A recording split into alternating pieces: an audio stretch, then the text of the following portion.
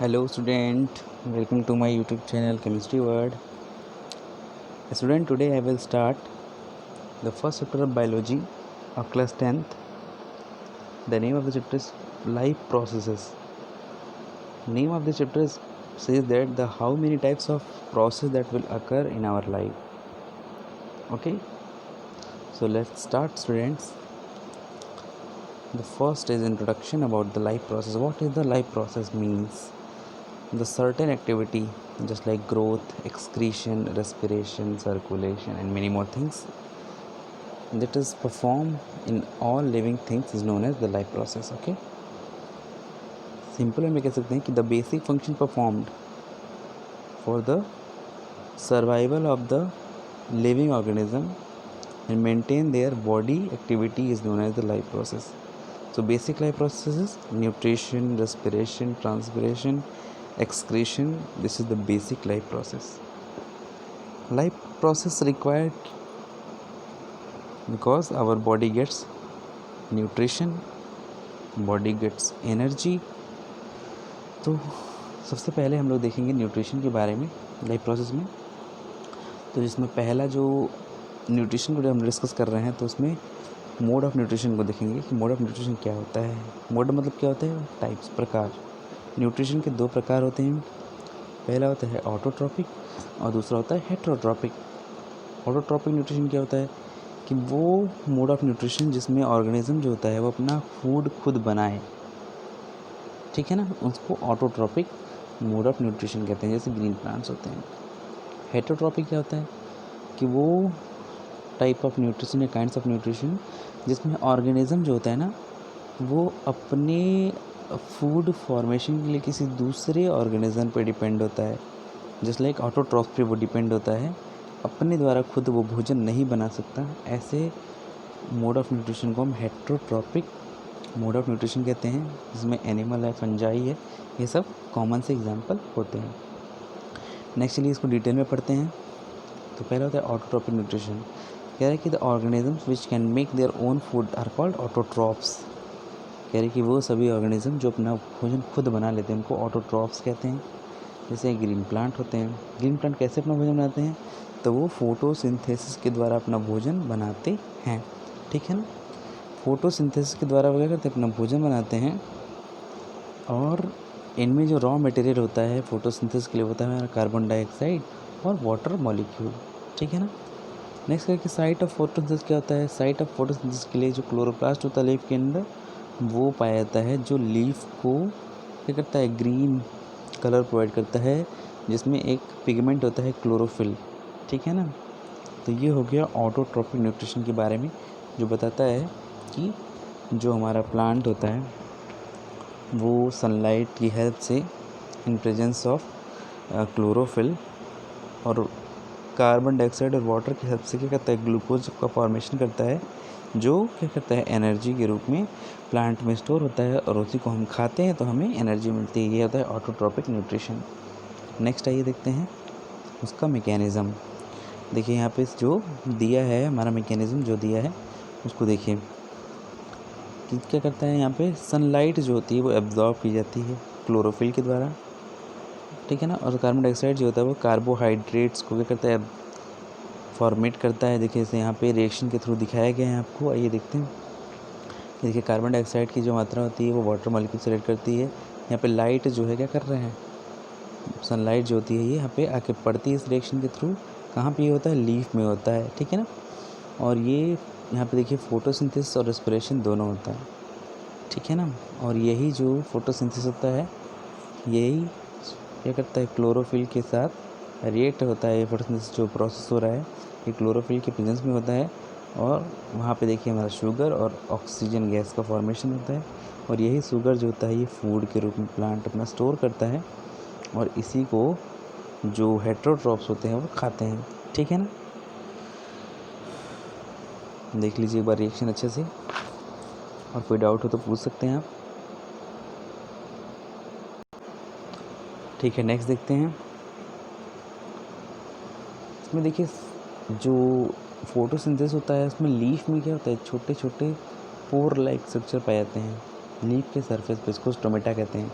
और यही स्टोमेटा जो होता है ये लीफ के अंदर जो गैस का एक्सचेंज जो होता है जैसे कार्बन डाइऑक्साइड और ऑक्सीजन का, उसको ये कंसीडर करता है, ठीक है ना। और इसमें बहुत ही ज़्यादा मात्रा में क्या होता है, पानी भी, यानी कि वाटर जो होता है वो ट्रांसपिरेट होता है वाटर वेपर के रूप में, जो फूल को निकलने में हेल्प करता है। और अक्सर हम लोग को दिखाता है फ्लो करते हुए दिखाई देता है, मतलब पत्तियाँ जो होती हैं थोड़ी थोड़ी हमको गीली महसूस होती हैं, वो क्या करता है इसी स्टोमेटल फंक्शन की वजह से देखने को मिलता है। नेक्स्ट है क्लोरोप्लास्ट कंटेन करता है ग्रीन कलर का पिगमेंट, इसको क्लोरोफिल कहते हैं, और यही सबसे इम्पॉर्टेंट रोल प्ले करता है फोटोसिंथेसिस में, ठीक है ना। नेक्स्ट देखिए, हेटरोट्रॉपिक मोड ऑफ न्यूट्रिशन की बात कर रहे हैं हम लोग। हेटरोट्रॉपिक मोड ऑफ न्यूट्रिशन होता है 3 टाइप्स का होता है, पहला होलोजोइक, दूसरा सेप्रोफिटिक, तीसरा पैरासिटिक। होलोजोइक क्या होता है कि इनमें जो होता है एनिमल जो होता है वो सॉलिड फूड को क्या करता है, खाता है, और वो हमारे बॉडी के अंदर जा कर के ब्रेक डाउन होता है, ठीक है ना। जैसे यहाँ पे होलोजोइक मोड ऑफ न्यूट्रिशन जो होता है वो यूनिसेलुलर ऑर्गेनिज्म जैसे अमीबा या फिर हम जैसे इंसान और बाकी एनिमल्स के अंदर होता है। नेक्स्ट है सेप्रोफिटिक, मतलब क्या है कि जो ऑर्गेनिज्म डेड मतलब मरे हुए या सड़े हुए मैटर को खाते हैं उनको सेप्रोफिटिक मोड ऑफ न्यूट्रिशन कहते हैं, जैसे हमारा होता है फंगस, फंजाई। और पैरासिटिक का मतलब क्या होता है कि ऐसे लिविंग ऑर्गेनिज्म जो भोजन के लिए किसी दूसरे ऑर्गेनिज्म पे क्या होते हैं, डिपेंडेबल होते हैं, ऐसे को हम पैरासिटिक क्या कहते हैं, मोड ऑफ न्यूट्रिशन कहते हैं। ये अक्सर हम लोग को जो कैस्कटा होता है या अमरबेल जो होती है, देखें ना, देखा होगा ना आपने कि पेड़ों पर बेल उगती है, लताएं होती हैं, वो जो होती हैं क्या कहते हैं, पैरासिटिक होलोजोइक न्यूट्रिशन को डिनोट करता है। तो चलिए डिस्कस करते हैं न्यूट्रिशन इन एनिमल। तो एनिमल में न्यूट्रिशन जो होता है उनमें 5 प्रोसेस होते हैं, पहला इंजेशन, दूसरा डाइजेशन, तीसरा एब्जॉर्प्शन, चौथा एसिमिलेशन और 5वां ईजेशन, ठीक है। तो इसको चलिए 1 बाय 1 डिस्कस करते हैं। सबसे प्रोसेस जो होता है जो इंजेशन मतलब होता है कि हम भोजन को मुंह के रास्ते खाते हैं, ठीक है। वो भोजन हमने खाया, चबाया, वो हमारे पेट के अंदर गया, पेट के अंदर जाता है तो एंजाइम एक्शन वगैरह होता है, तो उस एंजाइम एक्शन से क्या होता है, डाइजेशन होता है। डाइजेशन जब हमारा फूड पूरी तरह से पच जाता है तो डाइजेशन के दौरान हमारे बॉडी में HCl जो गैस होता है वो सिक्रीट होता है, और पेप्सिन नाम का जो एंजाइम होता है वो सिक्रेट होता है, जो प्रोटीन और लिपिड को क्या करता है, पचाता है। फिर वहाँ से क्या होता है, जो हमारा भोजन होता है वो हमारी छोटी आंत यानी इंटेस्टाइन में जाता है, जो स्मॉल इंटेस्टाइन में जाता है, तो वहाँ पे उस फूड में से न्यूट्रिशन का एब्जॉर्प्शन स्टार्ट होता है। जब एब्जॉर्प्शन स्टार्ट होता है तो जितने न्यूट्रिशन होते हैं वो फूड से एब्जॉर्ब होने के बाद से वो हमारा भोजन जो होता है वो हमारी लार्ज इंटेस्टाइन में जाता है, जहाँ पे सिर्फ वाटर का क्या होता है, एब्जॉर्प्शन होता है। उस प्रोसेस को एसिमिलेशन कहते हैं। और फिर यही भोजन जो होता है हमारा कंप्लीट डाइजेस्ट होने के बाद, एसिमिलेट होने के बाद, वो हमारे रेक्टम में जाता है और वहाँ से एनस के थ्रू ईजेट हो जाता है, मतलब बाहर निकल जाता है। तो चलिए इसको डिस्कस करते हैं एनिमल में कैसे न्यूट्रिशन होता है। तो सबसे पहला न्यूट्रिशन है अमीबा में देखने को मिलता है कि अमीबा जो होता है कि होलोजोइक न्यूट्रिशन इसमें दिखाता है कि ये क्या करता है, सॉलिड पार्टिकल को अपने बॉडी फ्लूइड के चारों तरफ से करता है, कवर कर लेता है, और उसको अपने अंदर से एंजाइम एक्शन के थ्रू क्या करता है, उसके सारे न्यूट्रिशन को अपने अंदर एब्जॉर्ब करके उसको धीरे से क्या करता है, बॉडी से रिलीज़ करता है। देखो यहाँ पे है कि उसने फूड वैक्यूल का फॉर्मेशन किया अमीबा ने, किसके थ्रू, अपने सूडोपोडिया के थ्रू, मतलब नकली पैर के थ्रू, जो एक्सटेंशन ऑफ सेल मेम्ब्रेन के नाम से जाना जाता है, ठीक है ना। ये फूड वैक्यूल का जो फॉर्मेशन होता है, इसी के अंदर क्या होता है, जो भोजन होता है वो जाता है, और वहाँ से इस भोजन से वो क्या करते हैं, न्यूट्रिशन एब्जॉर्ब करने के बाद जो अनडाइजेस्टेड फूड होता है उसको वो बाहर रिलीज़ कर देता है।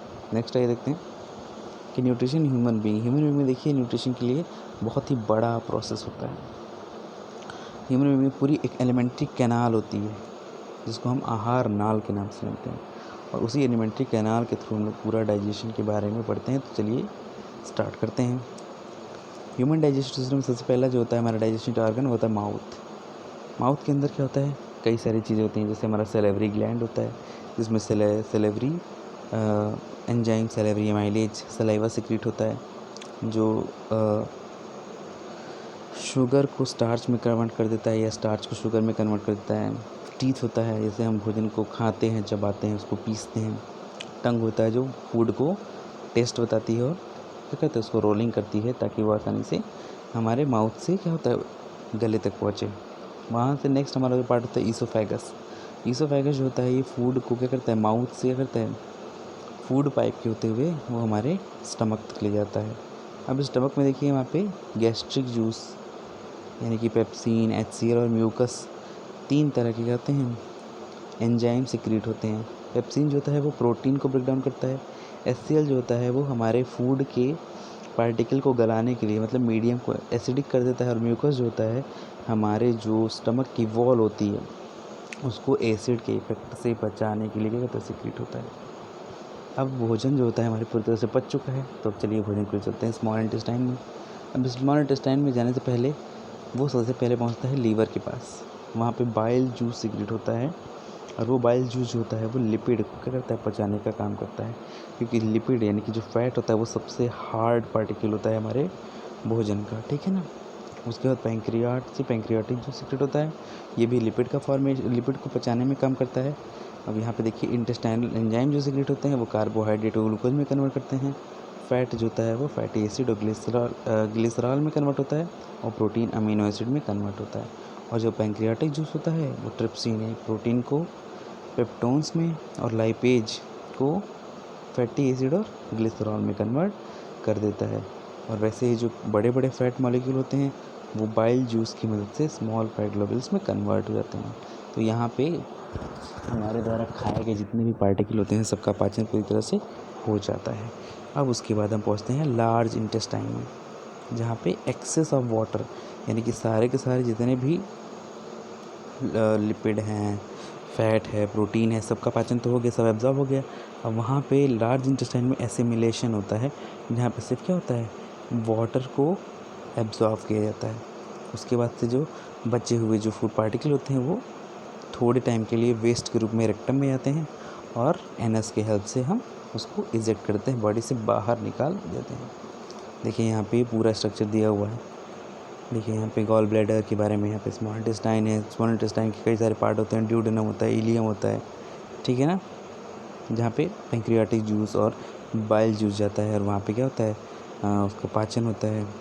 यहाँ पे कोलोन्स होते हैं, एसेंडिंग कोलोन, डिसेंडिंग कोलोन, ये सब क्या होते हैं, ये हमारे लार्ज इंटेस्टाइन के पार्ट होते हैं, ठीक है ना। सीकम होता है जो लास्ट पार्ट होता है और उसको होता है रेक्टम जो होता है सबसे आखिरी छोर होता है हमारे इंटेस्टाइन का। और वहाँ पे क्या होता है सबसे लास्ट में एनल कैनाल होती है और उसके बाद एनएस के थ्रू क्या होता है बॉडी हमारा पूरी तरह से सिक्रेट कर देता है किसको, जो फूड पार्टिकल होता है पचने के बाद।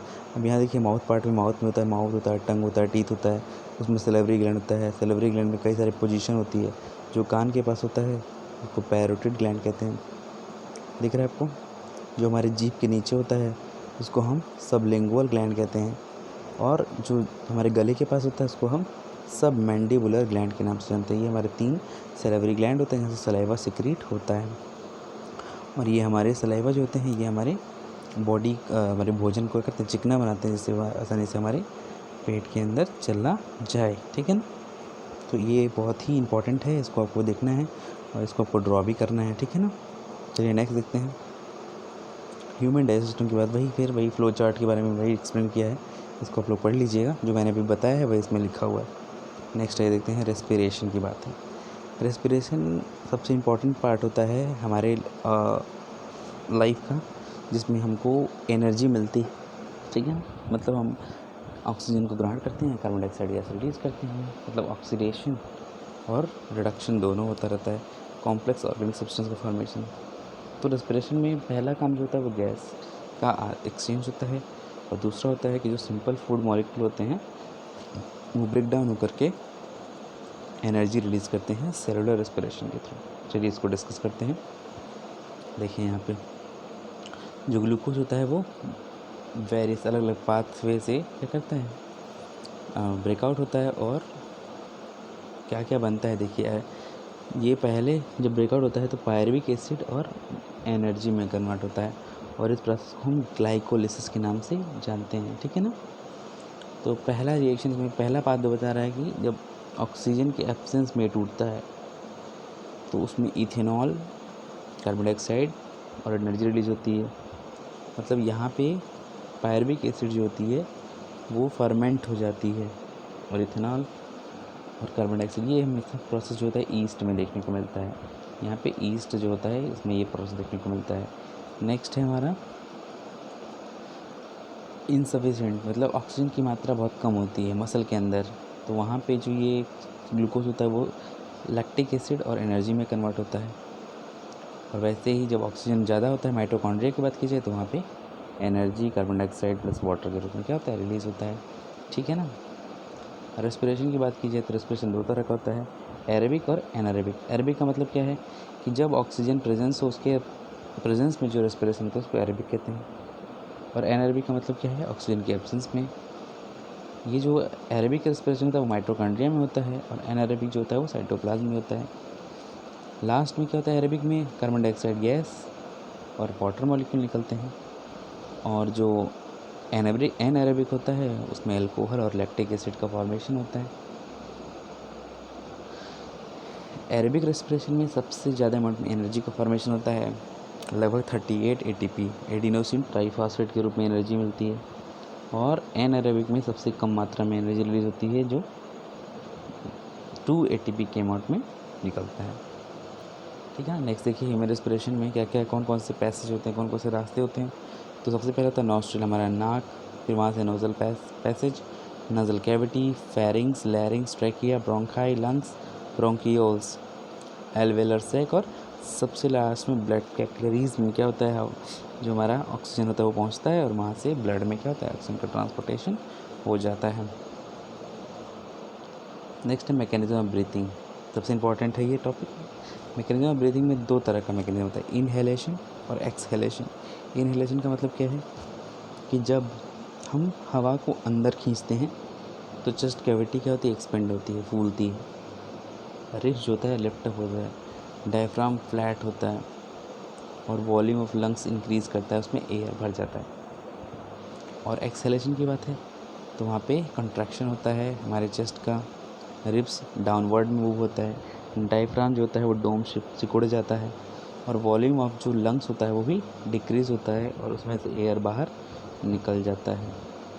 ठीक है ना। और तो और इसमें क्या करें, एक्सचेंज ऑफ गैस जो होता है वो एलवीएस ब्लड और टिश्यू में होता रहता है। ये होता है मैकेनिज्म ऑफ ब्रीथिंग। अब देखिए इसमें कैसे एलवीएस टिश्यू और कन्वर्ट कैसे हो रहा है कि जो होता है एयर में जब हम हवा को ऑक्सीजन रिच हवा को जब ग्रहण करते हैं तो एलवीएस में ब्लड के थ्रू ब्लड कैपिलरीज जो होता है वो ऑक्सीजन को हीमोग्लोबिन से बाइंड करता है। ठीक है ना। और उसको टिश्यू में कन्वर्ट टिश्यू में भेज देता है, और टिश्यू क्या काम करता है, टिश्यू जो होता है वो कार्बन डाइऑक्साइड गैस को क्या करता है, ब्लड कैपिलरी के थ्रू एल्वेल में छोड़ता है, और वहाँ से वो जो हमारा जो एक्सहेल जब होता है तो सारा कार्बन डाइऑक्साइड बाहर निकल जाता है। ठीक है ना। देखिए यहाँ पे दिखा रहा है टेरेस्ट्रियल ऑर्गेनिज्म, इनमें एटमॉस्फेरिक ऑर्गेनिज्म जो होता है जैसे कि पेड़ पौधे से वो सांस लेना। एक्वेटिक जो होते हैं वो पानी में घुले ऑक्सीजन से क्या करते हैं, रेस्पिरेशन करते हैं। और प्लांट की बात की जाए तो प्लांट जो होते हैं वो अपने लीफ के थ्रू, जो स्टोमेटा होता है उसके थ्रू, गैसेस एक्सचेंज के थ्रू यहाँ पे क्या करते हैं, वो रेस्पिरेशन करते हैं। देखिए यहाँ बता रहे हैं कि स्टोमेटा जो होता है लीव्स के थ्रू, और लेंटिसल जो होता है स्टेम में, और रूट में जो होता है जनरल सरफेस जो होता है उसके थ्रू ये करते हैं, रेस्पिरेशन करते हैं। ट्रांसपोर्टेशन की बात कर रहा है, ह्यूमन बीइंग जो होता है वो मल्टी सेलुलर ऑर्गेनिज्म होता है जो फूड को, ऑक्सीजन को सप्लाई करता है। तो यहाँ इस फंक्शन को हम सर्कुलेटरी सिस्टम या ट्रांसपोर्ट सिस्टम कहते हैं। सर्कुलेटरी सिस्टम जो होता है उसमें हार्ट की ज़रूरत होती है, आर्टरीज और वेन होता है, मतलब ब्लड वेसल चाहिए होता है। सर्कुलेटरी मीडियम जो होता है ब्लड लिम्फ होती है, और इन सब की मिला जुला के देखिए यहाँ पे देखिए एक फ्लो चार्ट बना हुआ है। सबसे पहले क्या होता है, सबसे पहले जो होता है हमारा ऑक्सीजनेटेड ब्लड होता है। ठीक है ना। जो हम सांस के थ्रू अंदर लेते हैं वो हमारे हार्ट के लेफ्ट आर्टरी में पहुंचता है। ठीक है। और लेफ़्ट साइड से क्या होता है, लेफ़्ट वो वेंट्रिकल में पहुंचता है। फिर ऑर्बिटा यानी कि सबसे मोटी जो नस होती है हार्ट से जो टच होती है उसके थ्रू होते हुए बॉडी पार्ट में ब्लड हमारा पहुंचता है। ठीक है ना। अब वहाँ से डीऑक्सीजनेटेड जो होता है बॉडी के थ्रू वो वेना के यानी कि राइट एट्रियम में पहुंचता है। और वहाँ से राइट वेंट्रिकल्स के थ्रू लंग्स में पहुँच जाता है। और ये इस तरह से क्या होता है वो, यानी कि ऑक्सीजनेटेड ब्लड हमारी बॉडी के अंदर आया और डीऑक्सीजनेटेड ब्लड क्या हुआ, हमारे बॉडी से बाहर गया। यानी कि लेफ्ट साइड से अंदर घुसा और लेफ्ट राइट साइड से क्या होता है बाहर। इस सर्कुलेशन यानी साइकिल का फॉर्मेशन होता रहता है। तो देखिए यहाँ पे दिया हुआ ये हमारा एओर्टा रहता है, ठीक है ना। ये हमारा एओर्टा है, सबसे मोटी नस जो हमारे लेफ़्ट साइड में होती है। यहाँ से देखिए ये ब्लड हमारा जो होता है, देखिए लेफ़्ट आर्टरियम जो होता है, यहाँ से हमारा ब्लड आया ऑक्सीजनेटेड वाला, यहाँ से होते हुए ये अंदर अंदर इस रास्ते होते हुए एओर्टा से होते हुए बॉडी के अंदर चला गया, ठीक है ना। और बॉडी के अंदर से जो हमारा डीऑक्सीजनेटेड ब्लड था वो वेना केवा अपर साइड और लोअर साइड से क्या होता है हमारा लेफ़्ट साइड में आके गिरता है। और यहाँ से इधर पल्मोनरी आर्टरीज़ के थ्रू होते हुए, ठीक है ना, पल्मोनरी आर्टरीज़ के होते हुए ये हमारे लंग्स में पहुँच जाता है। कहाँ पर जाता है, लंग्स में पहुँच जाता है। वहाँ पे क्या होता है, कार्बन डाइऑक्साइड जो होता है वो हमारे एक्सहेलेशन के थ्रू बाहर निकल जाता है, ठीक है ना। नेक्स्ट देखिए, अभी तक तो पढ़ा सर्कुलेशन, अब देखिए डबल सर्कुलेशन की बात कर रहे हैं। डबल सर्कुलेशन क्या होता है कि जब ब्लड जो होती है वो हार्ट के एक कंप्लीट साइकिल को कंप्लीट कर देती है बॉडी के थ्रू, ठीक है, जैसे पल्मोनरी सर्कुलेशन और सिस्टमेटिक सर्कुलेशन। तो कह रहे हैं कि जब ब्लड हार्ट से मतलब पूरे हार्ट से लेकर के पूरे हार्ट तक, यानी चारों हार्ट तरफ के हार्ट से मूव करती है, या फिर बॉडी से लेकर के बैक मतलब ऊपर से लेकर नीचे तक क्या होता है ब्लड मूव करता है, तो पहला वाला पल्मोनरी कहलाता है और दूसरा सिस्टमिक सर्कुलेशन कहलाता है। तो ब्लड क्या होता है, ब्लड एक कनेक्टिव टिश्यू होता है जिसमें दो पार्ट होते हैं, सॉलिड कंपोनेंट जिसको ब्लड कार्पसेस कहते हैं और लिक्विड कंपोनेंट जो प्लाज्मा होता है। सॉलिड कंपोनेंट 3 टाइप के होते हैं, आरबीसी, डब्ल्यूबीसी और ब्लड प्लेटलेट्स, ठीक है ना। और जो प्लाज्मा होता है वो हमारा येलो कलर का फ्लूइड होता है, इसमें 90% वाटर होता है और 10% ऑर्गेनिक सब्सटेंस होते हैं, जैसे प्लाज्मा प्रोटीन और भी है, जैसे एल्ब्यूमिन है, ग्लोबुलिन है, इनऑर्गेनिक मिनरल ऑयल, ये सब होते हैं। लिम्फ की बात करें कि एलोइस फ्लूइड जो होता है वो ब्लड कैपिलरीज़ को इंटरसेलुलर स्पेस होता है, जैसे कि मान सकते हैं कि टिश्यू जो होता है उनमें जो जर्म्स होती हैं उनका ट्रांसपोर्टेशन करने का काम करता है। देखिए ब्लड वेसल की बात है, आर्टरीज वेन्स में डिफ्रेंशिएट कर रहा है। ये आर्टरी जो होता है वो ऑक्सीजनेटेड ब्लड को कैरी करता है, जिसको पल्मोनरी आर्टरीज के नाम से जानते हैं। और वो वेन जो होती है जो डीऑक्सीजनेटेड ब्लड को कैरी करती है उसको पल्मोनरी वेन्स कहते हैं। इसको हम डिस्ट्रीब्यूटिंग वेसल कहते हैं, इसको हम कलेक्टिंग वेसल कहते हैं। किसको डिस्ट्रीब्यूटिंग, आर्टरीज को, और वेन्स को हम कलेक्टिंग वेसल कहते हैं। आर्टरीज जो होती है वो मोटी होती है और इलास्टिक होती है, वेसल जो होती है वो छोटी होती है और पतली होती है और लेस इलास्टिक होती है। आर्टरीज में वॉल्व एब्सेंट होता है और वेन्स में वॉल्व प्रेजेंट होता है, लेकिन एक बात है कि इनमें बैक फ्लो ऑफ ब्लड नहीं होता है, ठीक है ना। आर्टरीज जो होती है वो चमड़ी के अंदर होती है, बहुत गहराई में होती है, और वेन्स जो होती है वो हमको दिखाई देती है, सुपरफिशियल होती है, ठीक है ना।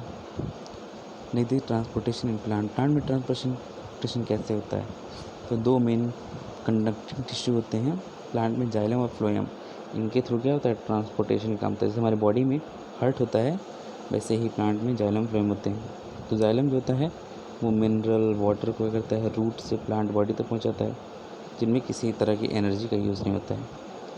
और जो फ्लोएम होता है वो फूड जो होता है फोटोसिंथेसिस के थ्रू जो बनता है वो लीफ से अदर पार्ट ऑफ प्लांट को पहुंचाता है, फ्लोएम, ठीक है ना। ट्रांसपिरेशन जो होता है इनमें प्लांट जो होता है वो वाटर लूज़ करता है वाटर वेपर के रूप में, ठीक है ना। तो ये देखते हैं कि ट्रांसपिरेशन का रोल क्या है। कह रहे हैं कि जब पानी रिलीज़ होता है तो वाटर जो होता है रूट के थ्रू पुल आउट होता है, वो ऊपर की तरफ बढ़ता है। तो अगर पानी को ट्रांसपिरेट ना किया जाए तो क्या होगा, पानी की मात्रा बढ़ जाएगी, दिक्कत हो जाएगा। और ट्रांसपिरेशन की हेल्प से क्या होता है, प्लांट अपने टेम्परेचर को रेगुलेट करता रहता है, ठीक है। नेक्स्ट टॉपिक ट्रांसलोकेशन की बात कर रहे हैं कि जब फूड लीव्स के थ्रू क्या होता है अलग अलग तरह के प्लांट के पार्ट में भेजा जाता है, उसी प्रक्रिया को हम ट्रांसलोकेशन के नाम से जानते हैं। सबसे इम्पॉर्टेंट लास्ट टॉपिक है इसका excretion in human being. Excretion क्या है कि जो भी हम हार्मफुल मेटाबॉलिक वेस्ट है या फिर जो भी सब्सटेंस है जो हमारी बॉडी के अंदर वेस्ट के रूप में होता है उसको हम बाहर निकालते हैं, उस प्रोसेस को हम एक्सक्रीशन कहते हैं। और ह्यूमन में देखिए एक्सक्रीशन के लिए एक पेयर ऑफ किडनी चाहिए, जो यहाँ पे दिख रहा है हमको, pair of kidney. Urinary bladder होता है ये, पेयर ऑफ यूरेटर, ये यूरेटर हमारा, और यूरेथ्रा होता है। यूरेथ्रा जो हमारा है ये देखिए हमारा यूरेथ्रा लास्ट पार्ट है, ठीक है। इन सबको मिला करके हमारा क्या बनता है, ह्यूमन एक्सक्रीशन सिस्टम बनता है। तो एक्सक्रीशन का प्रोसेस क्या है, एक्सक्रीशन का प्रोसेस ये किडनी जो होती है वो ब्लड को फिल्टर करती है और उसमें जो वेस्ट मटेरियल होता है उसको यूरिक एसिड या यूरिन के रूप में करती है, बॉडी से बाहर निकालती है यूरेथ्रा से होते हुए। फंक्शन ऑफ किडनी क्या है, ये ब्लड के अंदर जो प्रेजेंट वेस्ट होता है उसको रिमूव करने का काम करती है। लीवर से प्रेजेंट जो होता है यूरिया, उसको क्या करता है, वो छानने का काम करता है। सबसे इम्पॉर्टेंट जो होता है इनमें फिल्ट्रेशन का जो यूनिट होती है वो नेफ्रॉन होती है, और नेफ्रॉन जो होता है वो फंक्शनल यूनिट होती है किडनी की, जहाँ मतलब हर तरह का फंक्शन होता है। देखिए यहाँ पे देखिए फंक्शनल यूनिट दे रखी है, देखिए हैनलेस लूप होता है, ये मतलब ये जो मेन है ना, ये नेफ्रॉन का जो फॉर्मेशन है, इसी में जो मैकेनिज़्म होता है K+ Na+ का जो कॉम्बिनेशन होता है, जैसे न्यूरॉन में होता है हमारे जो नर्वस सिस्टम होता है, उस तरह से क्या होता है फंक्शन जो होता है हमको देखने को मिलता है किसमें, नेफ्रॉन में, ठीक है। और ये नेफ्रॉन जो होता है ये सर्कुलेशन को क्या करता है, सॉरी एक्सक्रीशन को भी क्या करता है, कंसिडर करता है। बिना नेफ्रॉन के हम अब इसको डिटेल में पढ़ने के लिए उसको स्ट्रक्चर को खोलना पड़ेगा, स्ट्रक्चर खैर ओपन तो है नहीं, इसको मैं दिखा रहा हूँ आपको। देखिए यहाँ पे कह रहे हैं कि जितने भी ये जो ग्लोमेरुलस होता है इसके थ्रू बॉमन कैप्सूल होता है, यहाँ पे सब क्या कहते हैं, ये देखिए यहाँ पे जो नर्व्स है, ये सारी नर्व पार्टिकल्स जो यहाँ पे अटैच हैं, देखिए ये सब क्या करती हैं, जो इतने भी ट्यूब्यूल्स होते हैं, ये लूप्स होता है, इसके लूप्स के थ्रू क्या करता है, सारे के सारे जो ब्लड होते हैं वो यहाँ से होते हुए मूव करते हैं और बायमोन कैप्सूल में आकर के यहाँ पे सारे के सारे जो वेस्ट मटेरियल होते हैं वो एब्जॉर्ब हो जाते हैं, और इसी नेफ्रॉन के थ्रू क्या करते हैं, जो किडनी होती है हमारे सारे डस्ट पार्टिकल या फिर बॉडी के अंदर जो भी वेस्टेज होता है उसको एब्जॉर्ब करके यहाँ से उसको धीरे धीरे करके यूरेथ्रा के थ्रू बॉडी से बाहर निकाल देता है। यूरिन फॉर्मेशन का मैकेनिज्म क्या है, 3 स्टेप में होता है। ग्लोमेरुलस ट्रांसपोर्टेशन क्या होता है कि ब्लड जो होता है वो बॉमन कैप्सूल के थ्रू होते हुए ग्लोमेरुलस से क्या होता है, फिल्टर होता है।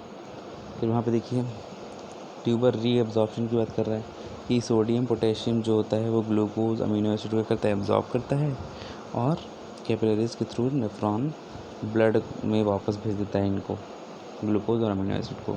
फिर सिक्रेशन की बात कर रहा है कि यूरिया जो होता है एक्स्ट्रा वाटर और सॉल्ट को सिक्रीट करता है, मतलब उसको भी क्या करता है, छोड़ता है, और जो कलेक्टिंग डक्ट होता है उस यूरेटर उसमें क्या कहते हैं, उनको सिक्रीट कर देता है।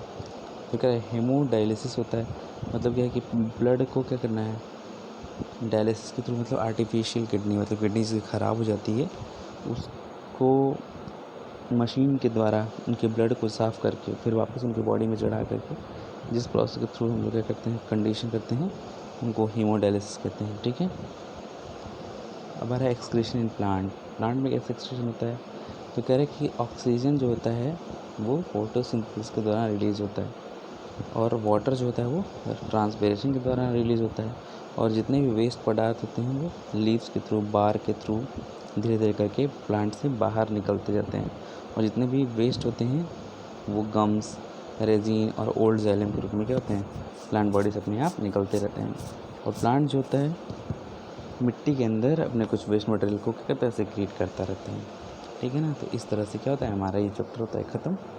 आप लोग को जो भी टॉपिक इसमें समझ में ना आए हो उसको आप लोग कमेंट में बता सकते हैं, या फिर कोई टॉपिक छूट गई हो आप लोग के हिसाब से तो आप लोग उसको पूछ सकते हैं कमेंट के थ्रू। और वीडियो को शेयर, लाइक और सब्सक्राइब करना ना भूलना। Thank you.